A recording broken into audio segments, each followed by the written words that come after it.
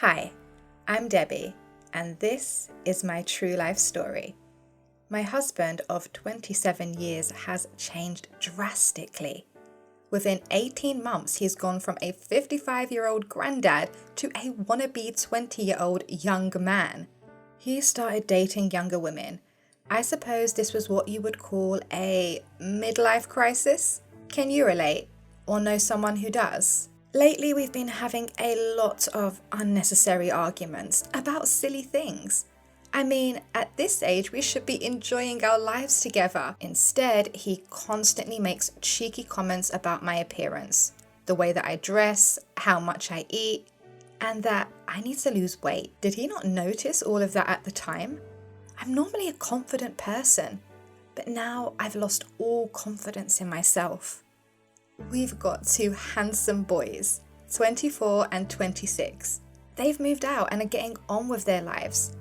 I noticed whenever we were out, he stares at younger women as if he's undressing them, especially if they're beautiful and dressed sexy. I won't lie, that made me jealous, very jealous. So I decided to update my wardrobe and dress a bit more trendier, slightly on the younger side, which I don't think he noticed. Not one bit. All my best efforts went unnoticed.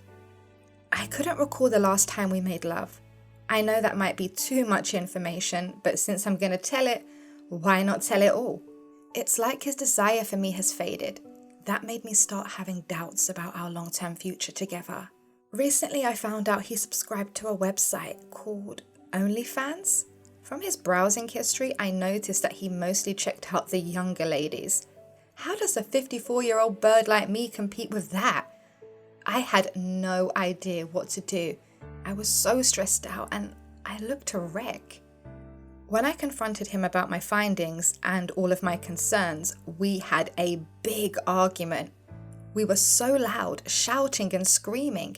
Even the police turned up. One of the neighbors must have called them. After we calmed down, we apologized to each other, talked things over. He suggested that we went on holiday to Hawaii to clear our heads. My favorite destination. I must give it to him. He really knows how to soften me up. First few days on holiday were great, until he slipped back into his new self. While we were laying on the beach, I noticed that he was keeping a close eye on the young ladies going by underneath his dark glasses, thinking that I didn't notice, especially the blonde girl in the pink bikini. He eventually joined them for a game of beach volleyball. The last time I saw him play any sport was about 20 years ago. I sat on the beach and watched him exchanging numbers with the blonde girl in the pink bikini. 2 weeks after we returned, I noticed that he started going out a lot, returning late, listening to rap music like Ass Like That by Eminem and I Hear You Calling by R. Kelly. So I knew where that was heading. It's like he didn't even care anymore. He stunned me by asking for a divorce. I didn't fight it. While our lawyers prepared the paperwork, I moved in with my bestie. The divorce was a smooth and quick process.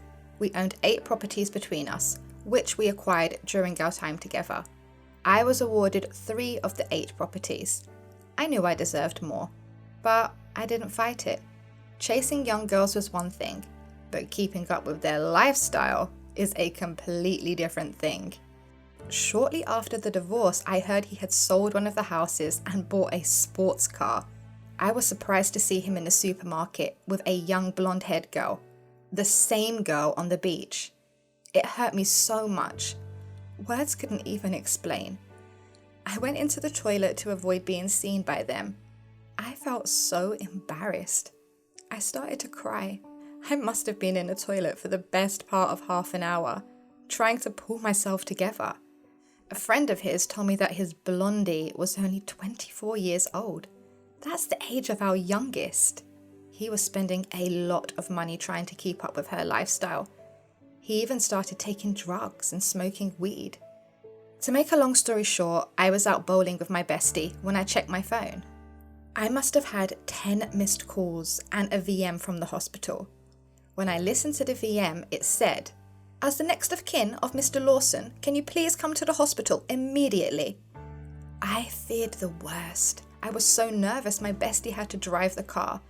On the way to the hospital, I rang our 2 boys to let them know. After all, we have been together for 27 wonderful years.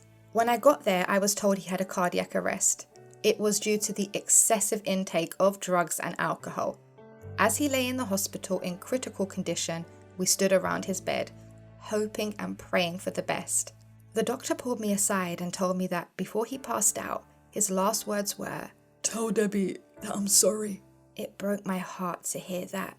He was in a coma for 2 days, and then they kept him in hospital for a further 4. On one of my visits, I noticed the name Bev tattooed on his arm. He has never tattooed my name, or our kid's name on his body. Seeing that, everything in my head was telling me to pull the plug on his heart monitor. That's how hurt I was. After he was discharged from hospital, his left side was partially disabled.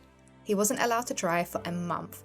I had to be driving him to all of his physio and doctor appointments, and managing his personal affairs. On his bank statement, I noticed that he transferred huge sums of money to this Beth, which adds up to $295,000 to be exact. That's in a space of 28 months since our divorce. One afternoon, while I was taking him back home from physio, he begged me relentlessly to take him back. I let him know that it wasn't going to happen.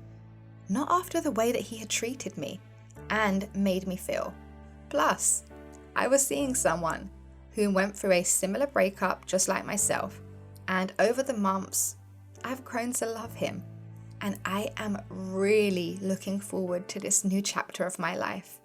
Remember, a midlife crisis is a personal journey that your partner is going through, and it does not define your worth or value as an individual. It's important to acknowledge and accept that their actions are a reflection of their own internal struggles, rather than a reflection of your worthiness of love and happiness. Can you relate to this story? Subscribe to this channel for more true life stories. It's free to subscribe.